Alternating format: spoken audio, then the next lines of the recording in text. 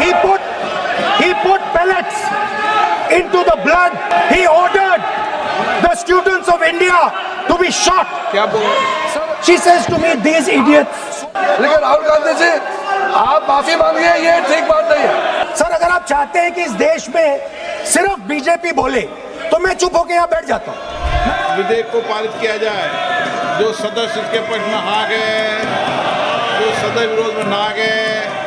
लोकसभा में anti paper leak संशोधन bill 2026 पास हो गया है और विधेयक पारित हुआ।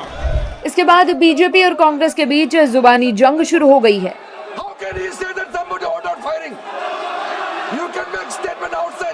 संसद में नेता प्रतिपक्ष राहुल गांधी जमकर बोले। इस दौरान राहुल गांधी ने गृह मंत्री अमित शाह पर जमकर निशाना साधा और कहा कि गृह मंत्री के पास यहाँ बैठने की हिम्मत नहीं है, इसलिए वो लोकसभा में नहीं है। राहुल ने कहा कि गृह मंत्री ने छात्रों पर गोलियां चलवाई, तो राहुल गांधी को संसदीय कार्य मंत्री किरण रिजिजू ने टोका और आपत्ति जताई। राहुल गांधी के बाद केंद्रीय मंत्री जितेंद्र सिंह ने जवाब देते हुए कहा कि पहली बात तो गोली चली नहीं और दूसरी बात गोली चलवाने का आदेश गृह मंत्री के पास नहीं होता। Question, why are you not allowing us to have jobs? They ask the question, why can we not fall in love with somebody we like? They ask the question, why do you attack different religions? They asked all these questions and they asked it in public. You couldn't do nothing about it. And I'm very happy today to see that the so-called Home Minister of this country does not have the courage to come and sit here. He does not have the courage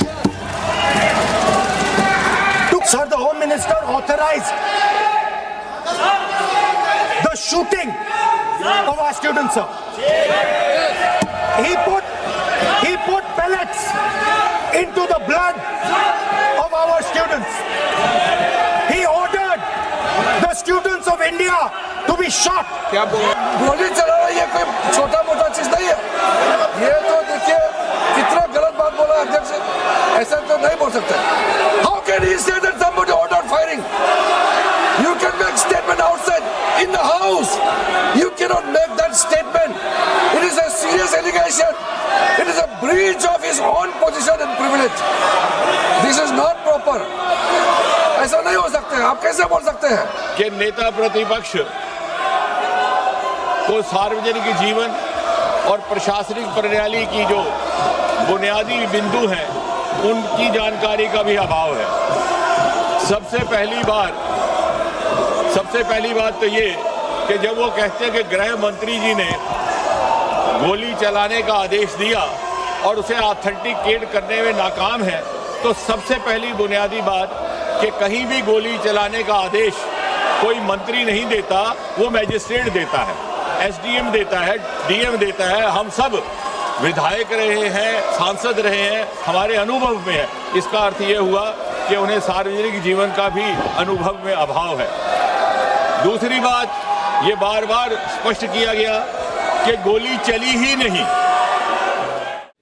इतना ही नहीं, राहुल गांधी ने संसद में एक युवा लड़की से बातचीत का जिक्र करते हुए इडियट शब्द का इस्तेमाल किया, तो जवाब में जितेंद्र सिंह ने कहा कि नेता प्रतिपक्ष को ऐसे बयान देना शोभा नहीं देता। भी इडियट समझे तो वो नहीं कह सकता। She said to me, there are two categories. There are two categories in this world. The student. She said a farmer can be a student, a lawyer can be a student, a doctor can be a student, unemployed youth can be a student.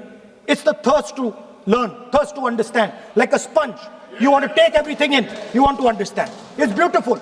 It's even respecting the rest of the universe. What about these idiots?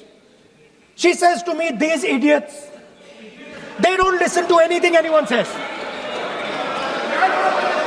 What's it?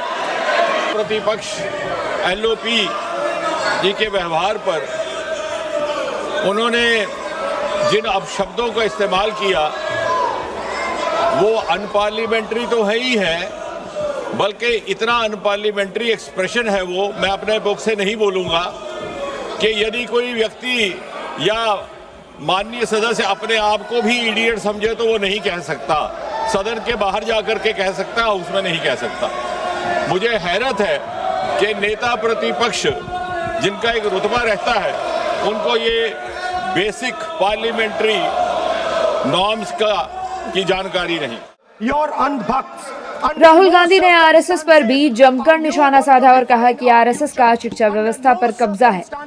Dharmendra Pradhan RSS का मुखौटा थे, शिक्षा मंत्रालय को RSS चलाता है। Every single university in India today has a vice chancellor from the RSS. Dharmendra Pradhan is a symbol.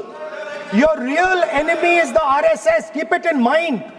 They are the people who are not letting you be students. They are the people who want you to be andhbhakts. And this is a reaction from the soul of India that is saying under no circumstances are we going to become your andhbhakts.